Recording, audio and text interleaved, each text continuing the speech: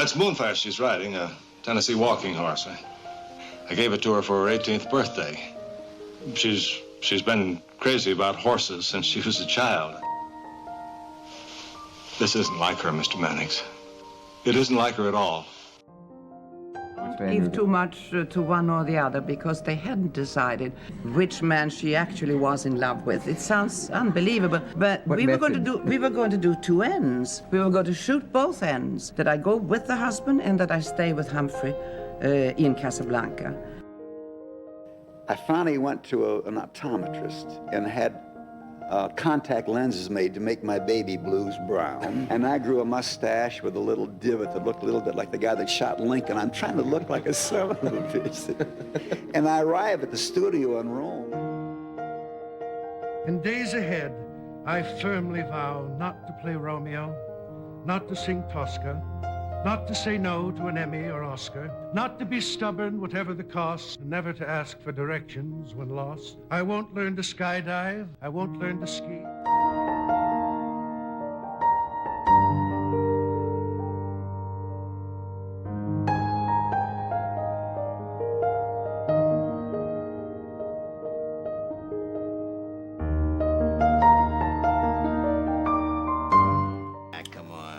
Count all the rest of them suckers, mister, but not old Danny boy. You use that good Samaritan gag, right? Well, listen, I know everybody's out for number one. You ain't no exception. Hell, that giveaway campaign you got going, that's just a big con, right? And now it's time for our special guest star, Miss Maureen O'Hara. Wait a minute. You are not Maureen O'Hara. You are Bullwinkle Moose. Don't you think that you're here a little bit under false pretenses? The thrill of this moment keeps me from saying what I really feel. I can only say thank you with all my heart to all who made this possible for me. Thank you.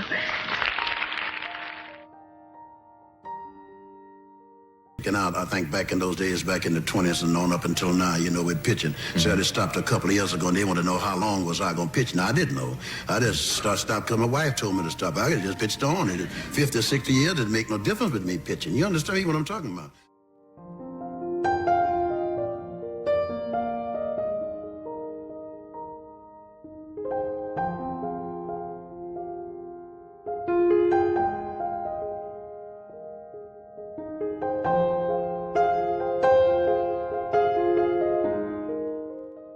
I'm John Belushi. Just having a cup of coffee before the show. It's kind of a tradition with me. Here at Saturday Night Live, we have another tradition that the show is always open with the words, "Live from New York, it's..." Well, you know the rest. My love of life is very, very, very unconditional, believe me or not. You see, look here, just now, you know very well that I'm not able anymore to read nor to write. I lost the center of my eyesight. I watched the show, and I think you're the greatest, and I don't know, it's that I've, you know, I'm on Squares 7 nights a week, and maybe if I guest on a show, that's 8 nights a week, and I think we're all worried about being on too much.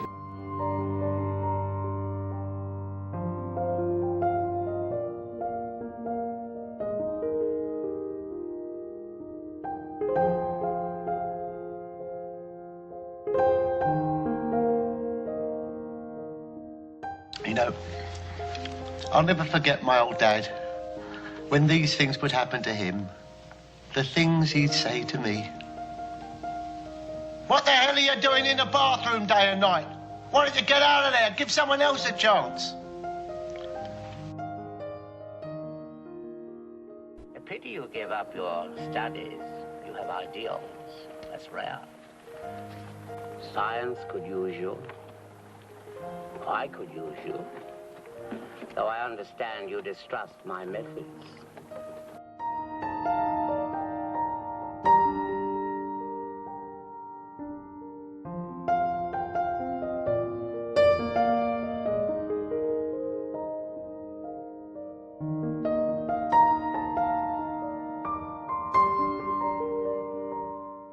Most of the time, When I'm making a picture, I can't speak too much about the script, because each time the picture is playing, the critics say that there is no story.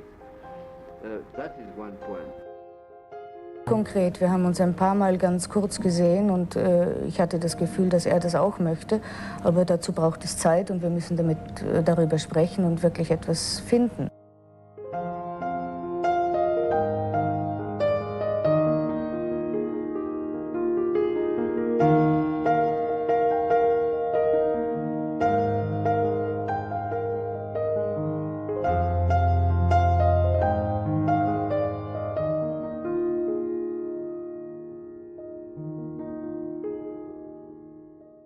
Listen to me, you gutter mouth punk. I've dealt with you before, and every time I did, it took me a month to wash off the filth. I'll tell you what you did with that 4-year-old girl out in Westlake Park. You staked out a bench like you've always done. You bought a sack of penny candy. You waited for the right little girl to come along. Tuesday afternoon at 4 o'clock, she did.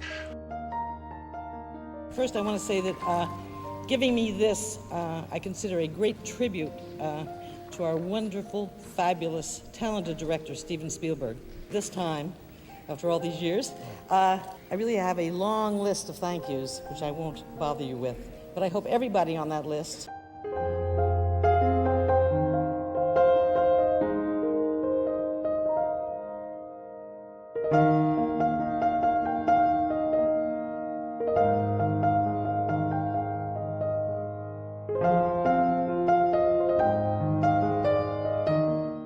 At the beginning, it's very important because you have to go quick. Prove that you're quick and then don't do any damage to the cars. It means you're cheap for a team. You crash cars all the time for the team says, listen, the guy costs us too much money. Also ich bin sicher, dass seine so genaue Beschreibung der Weimarer Republik, wie der Alexanderplatz ist, irgendetwas mit unserer Republik zu tun hat, von der ich eben auch glaube, dass sie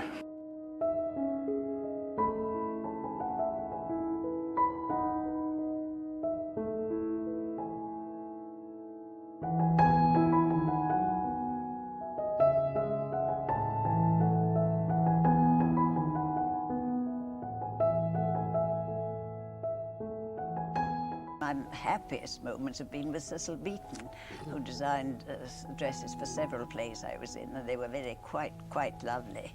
I remember one play I was in, I just had an entrance walking across the stage, and I wore a hunting habit. Well, on board the ship, they had a little communications link up with us. We had 3 phones, and it was sort of a one-sided conversation. All 3 of us were talking at one time, and Fred and I were talking to our wives, and Jack was talking to the entire Continental Airlines Stewardess Corps.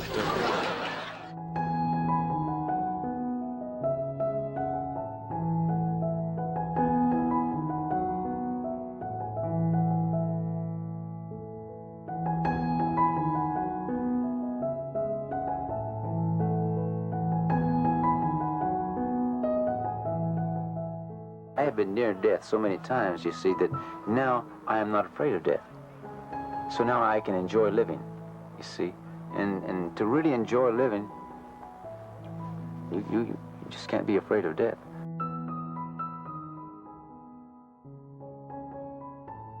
And Dam, who owned the Windmill Theatre, told me he would give me a job because he knew my father well, providing I never became an actor. He said, they're bloody awful people, actors, I don't like them at all. But then I went on for little bits, pieces, sketches and things like that, and the bug bit me.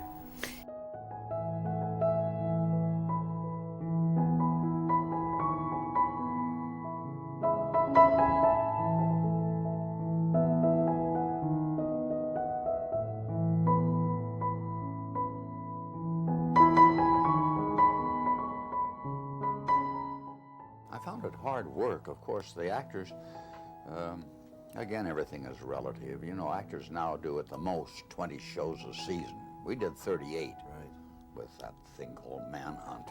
And it was, I was There's nothing like a live audience.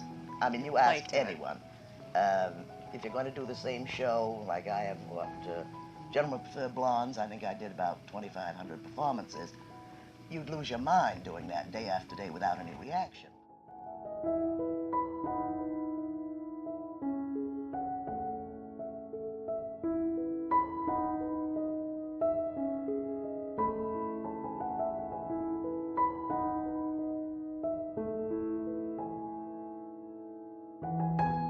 Well, here we are. We've arrived at last. A little bit late, eh, Bill? A lot late. 10 years late. Never mind. We've arrived. Better late than never, I hope.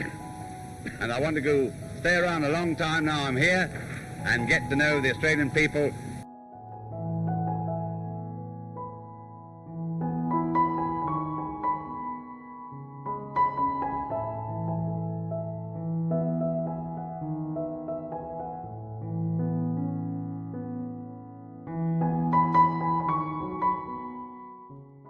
When they told me, I thought they were joking, because Sharon always jokes with me anyway.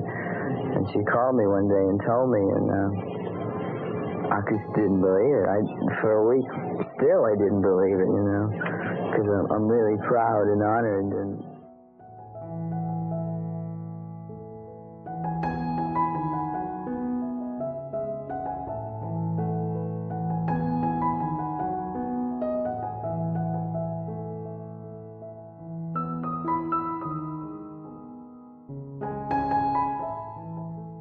They recognize me that way, so I am certainly happy to accept that way, the gesture, the meaning. In international traveling particularly, people could not communicate by talking to each other because we are limited in our way of speaking when you go too far.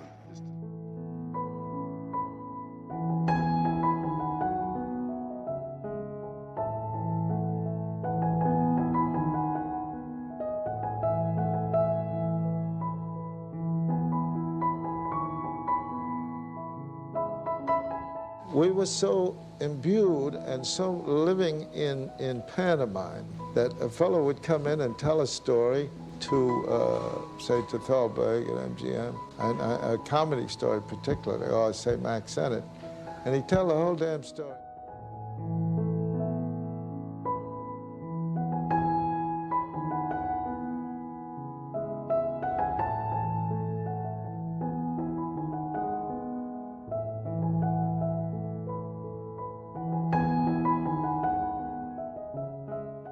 The only way you can become born again is by your own will accepting Jesus as who he is, who he said he was. You can't become born again unless your will agrees to be born again and agrees to let him make you born again.